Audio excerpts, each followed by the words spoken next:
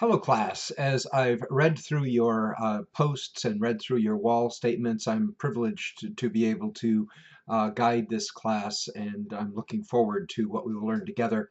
Thought it would be good to show my face. Also thought it might be a good idea to talk a little bit about worldview. The idea of worldview is actually a bit tough to get. It helps to understand a little bit better if you have lived in different places or if you've gotten to know people that are very different from each other. But the idea of worldview is that we all look at things through the lens of certain assumptions and fundamental principles that make up our worldview or our glasses.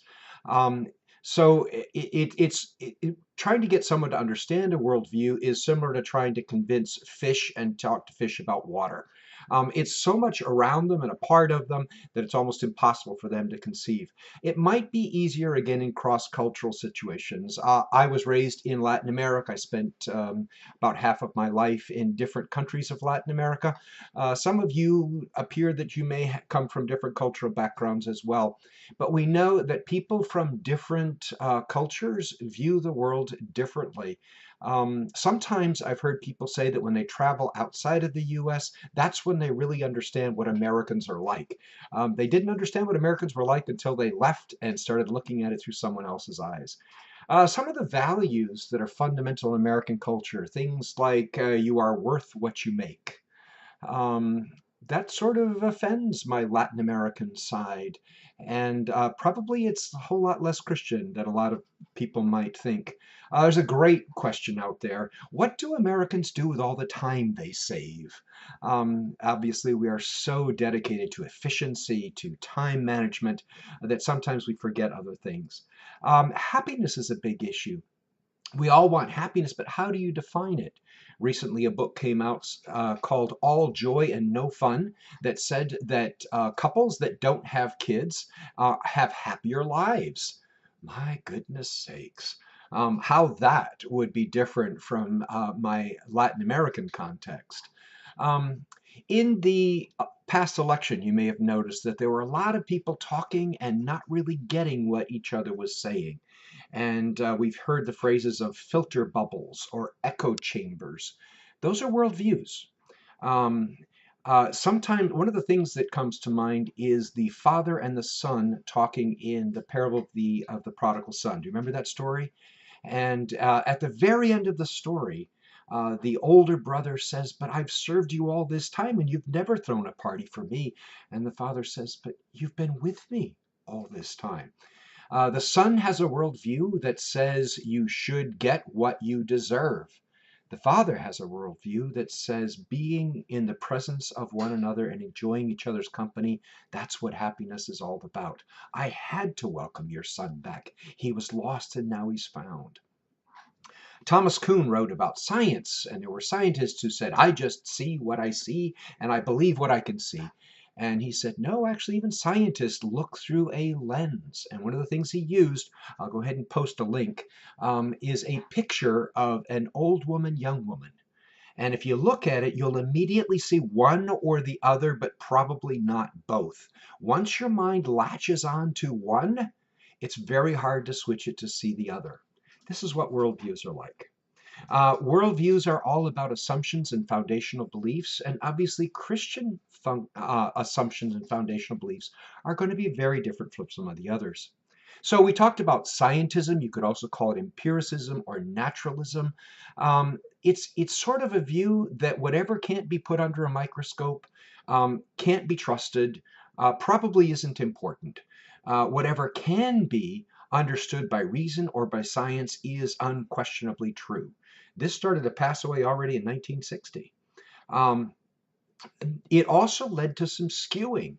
What are some important things for human beings that you can't prove, that you can't even hardly completely define? Um, how do you define art? How would you define consciousness? How would you define love in scientific language? And you'll notice that every time people try to define love in scientific language, it becomes less than what it was. Um, An interesting book on scientism or naturalism, if you like, is The Brave New World. If any of y'all looked at it, this is a world that is completely reduced down to making people happy by science and technology. And the message of the book is that people aren't nearly as happy as what they think they are. Now, the foundations of postmodernism are a bit different. Postmodernism responds to modernism and says, you know what, science and technology don't always get it right. And there's more out there than what science can see. And science and reason also, since they're based on assumptions, can't be trusted. Therefore, there's no such thing as truth. What we really want to look at are the narratives. Have you heard that in politics? What kind of a narrative? It's kind of like spinning data. But the idea is that there is certain narrative that explains the data. Data is seen through a narrative, and you can change that narrative. You've changed the way we look at the data. Narratives become very powerful. Claims of truth for postmodernity are actually attempts to force something on somebody else. But there's no meta-narrative. We don't know any narrative that's really true overall. Christianity not only says that yes, all truth has to be filtered through a narrative, but that God has given us a meta-narrative that works and that explains things. Science is true because God has established natural laws. Reason works because God has given us minds. The narrative, though, explains so much more than that. Things like purpose and meaning and art and compassion and love. Now, next week, we're going to look at something that I very much like, and that is the whole question that I don't think postmodernism or modernism can answer. What does it truly mean to be human? What does humanness look like? And have you noticed that in our technological world, we get that wrong a lot? Have you noticed that very often we dehumanize people while we try to heal them, while we try to make their lives better, but we're missing a piece? And so we're going to be looking at that. Probably as I've been looking at this material and at the posts and things, one of the sources, a lot of things have come to my mind, but one of the sources that comes to my mind in particular is the first chapter of a book called Lunch with Lewis. It's by a C.S. Lewis scholar who says, if I could sit down with C.S. Lewis, what would be the questions we would go over?